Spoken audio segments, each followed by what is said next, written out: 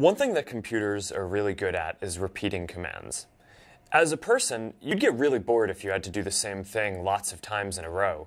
But a computer can do the same thing millions or even billions of times and not get bored and be able to carry that out really well. So for example, if I wanted to wish everyone on Facebook a happy birthday by sending them an email, it might take me more than a century to actually write out all of those emails to everyone.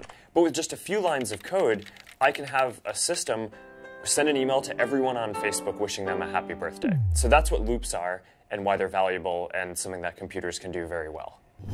In this example, your goal is going to be to move the bird to hit the pig. Now, we're going to be able to use the repeat block in order to be able to do this very easily. You can either do this by giving the computer a move forward command 5 times in order to advance the bird 1 step each time to the pig, or you can just tell the computer to move forward once and then tell it to repeat that 5 times and it'll do the same thing. So in order to do this, you drag your move forward command and then you put it inside the repeat block. And you can click on it and tell it how many times you want to repeat the block to tell it how many steps you want it to take forward.